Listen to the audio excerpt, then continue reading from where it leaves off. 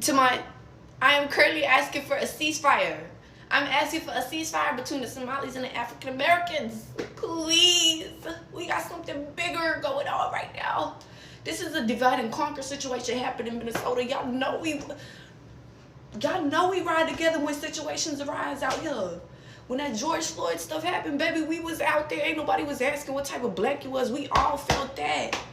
So I just don't want this ignorant conversation to overshadow what's really happening.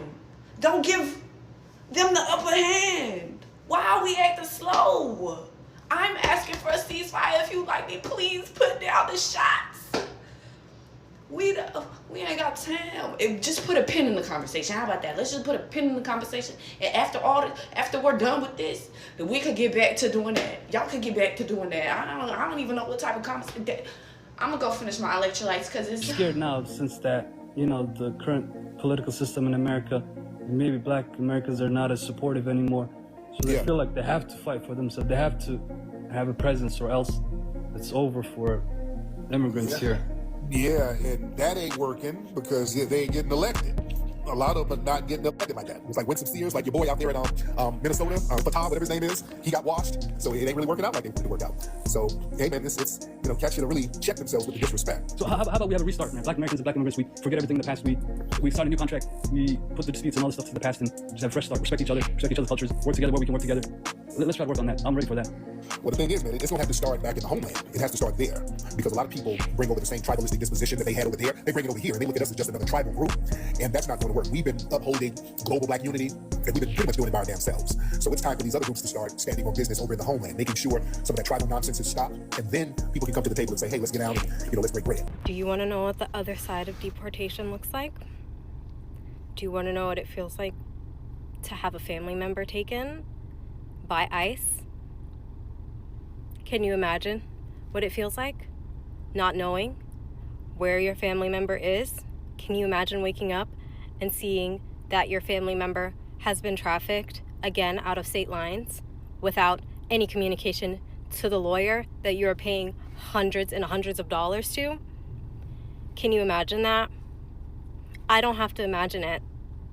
On October 23rd, 2025, my uncle, a Somali man, was kidnapped and trafficked by ICE in Maine while trying to renew his worker's permit. He is a person with no criminal past. He has no criminal history. He's a working class man, an immigrant from Somalia who has lived in the United States for over 20 years. He's paid taxes for every year that he's been here. He's contributed to his local economy every year that he's been here. And he was still taken by ICE in Maine, a state that nobody is even talking about. In the discussions about ICE raids, nobody's even talking about Maine. They're taking people from Maine. They're taking Somali people from Maine. They're taking Black people from Maine. They're taking African immigrants from Maine. Hello wonderful people, you are welcome back to the channel. I hope you guys are okay. I hope you are doing well. Today we have a very important discussion to have because right now parts of the Somali community in America are publicly calling on Black Americans to protest ICE, asking for solidarity, begging for support. And I'm sorry, but the irony is so loud and it is so deafening because these calls are coming from the same circles that spent years disrespecting Black Americans, trashing them, stereotyping them, and yes, politically siding with forces that actively harmed Black people. But suddenly now they are shouting Black unity, shared struggle, please stand with us. But no, and let's talk about it honestly. So, like I keep saying, I am African, I am not Black American, and maybe that is exactly why I can say this clearly without guilt tripping or gaslighting.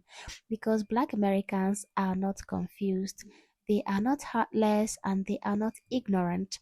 They are done being used by people who don't really care about them. For years, Anti-black rhetoric coming from segments of the Somali community has been openly discussed online and offline. Black Americans are called lazy by these Somalians. They are called welfare queens. They are accused of complaining too much. They are looked down on culturally and socially by the Somali community.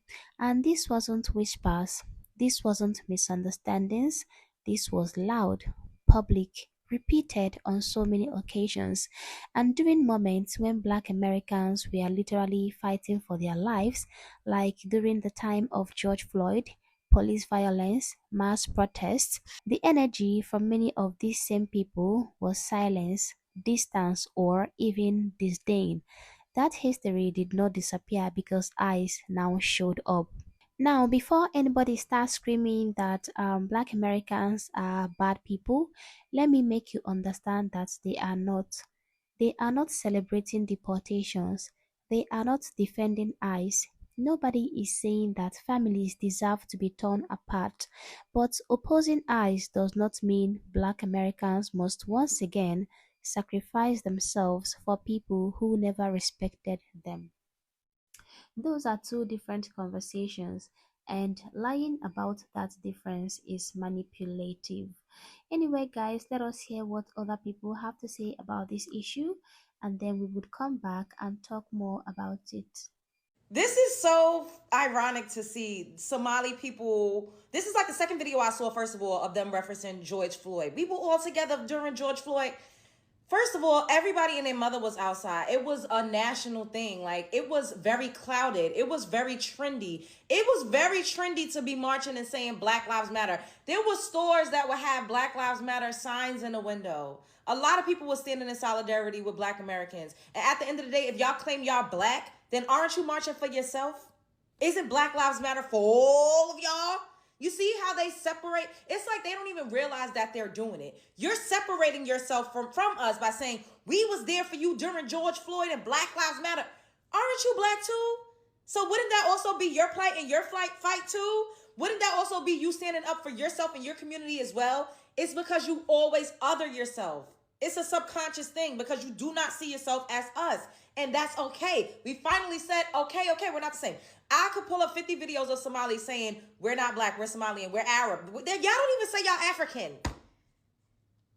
Y'all don't even say y'all African. Now all of a sudden, don't let the white man divide and conquer. Baby, y'all have already been divided. If you were not divided, then we probably would, the way the numbers, y'all keep talking about numbers and strength in numbers. If other melanated, deeply melanated groups of people that came here did what we actually thought, what our ancestors actually thought was going to happen, if they unified with us, we would literally be running this country. Because there is strength in numbers. But you all have gone against us. You've undermined us. You've constantly talked down on us, belittled us, denigrated us, told us we wasn't shit, called us lazy, said that you were better, and separated yourself. You created your own enclaves. Down there in Minnesota, I saw a video of a Black American man try to go into the mall that you all have, and the Somalis ran him out of there, basically segregated him. It's not even safe for us to walk around freely in you all's neighborhoods. But y'all don't like to talk about that. Y'all don't like to talk about y'all anti-Black Americanness. Y'all don't even claim to be African. But now that it's convenient and y'all just don't want. Do people always have misplaced anger when it comes to Black Americans? So I'm talking about how I see a lot of Somali people mad with Black Americans at their response to what is currently happening. But at the same time, I don't see those same people making videos about the white woman that called y'all the N-word at Cinnabon and said that she was openly racist. A lot of Black Americans have still had solidarity with them during this situation, but some of us just do not care. But you cannot be mad at Black Americans for not getting into your fights when that's not our fight to even get in. The same group of people who use microaggressions when speaking about Black Americans, like they are exempt from something, and now they are actually seeing the treatment that Black Americans have been talking about for decades, but they never wanted to believe it. They always thought it was our issue as to why we were being treated the way that we were being treated. I don't like diaspora wars. I feel like a person who is racist is going to treat all of us the same. If you are not of a certain ethnicity, of a certain race, they are not going to like you regardless. But for some reason, certain racial groups think that they are better than Black Americans, and they think that any type of treatment that Black Americans get is because of how they act. When no, they're racist. They don't like you either. I think for some strange ass reason, immigrants, y'all Somalis think because we black, we supposed to stick with y'all. No, ma'am. No, ma'am. We don't share an allegiance because I'm black. Ma'am, I'm an American. There's a big fucking difference. But Theodore Roosevelt said, it ain't but one flag. That's the American flag. He said it ain't but one motherfucking language, and that's the English language. And he said above them all, it ain't but one loyalty, undivided, explicitly, for the United States of America. If that ain't what the fuck you about, then you ain't about what I'm about. Being an American, first and only, honey. Not nothing in front of it, not no stipulations behind it. We not the same. So a Somali gentleman was online with Tariq Nasheed discussing how we're not uniting with them and standing up for them.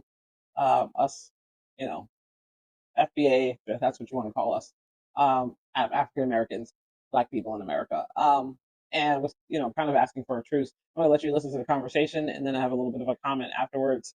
So let's listen in. The biggest fear is, as Black Americans are delineating, and America as a country is doing the same thing. They're coming after us. Donald Trump got elected. Immigrants are scared. So now Black Americans are doing their own thing. At the time, we're hoping that they would be standing up for us, and being part of our coalition. But Yeah, and that's the problem. we don't know what to do now. Yeah, because we told people, they kept telling us, well, you FBS don't wet hide. You don't wet. We came over with $2 and we were this, and y'all need to learn from us. It got real bad. People got very arrogant, and even Jamaicans, they still do it. They still tell us, oh, don't come to Jamaica. Oh, don't do this. You are entitled. And y'all were telling us all of this stuff about how hard you work and how lazy we were. And we said, okay, well, handle your business then. And now people don't like it. And can I say something? I think that's why a lot of immigrants are running for office. There's a lot of Somalis in Minnesota, the New York mayor, because I think they're scared now since that, New York mayor is not Somali. Of the current political system in America. Maybe Black Americans are not as supportive anymore. So Yeah. they feel like they have to fight for them, so they have to have a presence, or else it's over for immigrants here. Yeah, and that ain't working because they ain't getting elected.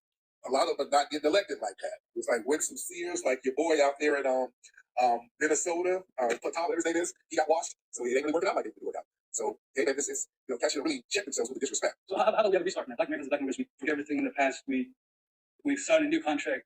We put the disputes and all this stuff to the past and just have a fresh start. Respect each other, respect each other's cultures, work together where we can work together. Let's try to work on that. I'm ready for that. Well, the thing is, man, it's going to have to start back in the homeland. It has to start there. Because a lot of people bring over the same tribalistic disposition that they had over there. They bring over here. They look at us as just another tribal group. And that's not going to work. We've been upholding global Black unity, and we've been pretty much doing it by our damn selves. So it's time for these other groups to start standing on business over in the homeland, making sure some of that tribal nonsense is stopped. And then people can come to the table and say, hey, let's get down and let's break bread. The biggest fear is. So, yeah, I agree with Tariq Nasheed. We tried for decades. I'm attaching in a comment here that I saw in the Mercurial Lover post. She made a wonderful post. You should check it out.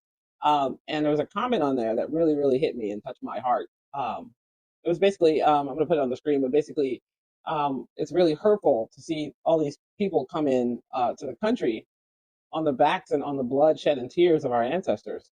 All of the hard work, all of the death, the suffering, the dogs, the hoses. We fought and fought and fought for civil rights and fought for them to have access to come into our country. And then they get here and they vote to deconstruct everything that we built and take all the rights that we fought for away from all of us. And then when they get into trouble, now they want us to go and put our bodies on the line to save them from themselves. But you'll see the comment on the screen. Let me know what you think about it in the comments. Whatever Trump is doing and saying is absolutely wrong. He should not say those things about those people. I don't know what the details are on these, but alleged crimes and frauds that he's claiming went on. I've done a little bit of cursory research, and it looks like there was a case that was people were convicted of fraud. But I mean, what does he have any room to talk about people committing fraud? How many other people in this country commit fraud? Singling them out as a whole group for what a couple people in their community did is wrong. But yeah, you can't really expect us to jump in and fight for you when your community as a whole came together and decided that you're going to vote for this when we begged you not to because we knew what it would mean for all of us. So, guys, like I said before, solidarity is not something you call after years of disrespect. It is not an emergency hotline. It is not a break glass when desperate situation. You don't get to disappear when black people are in pain and then reappear when you need their protection. Now, when black people say that they don't owe anybody anything, they are not saying that they don't care about human suffering. They are not saying that they are done offering unconditional loyalty to people who treated them with conditional humanity. That boundary is healthy. They are only setting boundary, healthy boundary that exists because history exists. So no, black Americans are not wrong. They are not obligated to march for anybody. They are not obligated to risk being arrested. They are not obligated to be the moral backbone of communities that looked down on them. If people are uncomfortable with that truth, good. Discomfort is where accountability begins. Black Americans are allowed to rest, they are allowed to remember, and they are allowed to say, you don't get to disrespect us in peace and demand us in crisis. Anyway, guys, this is all for now. If you watched to the end of this video, thank you so much.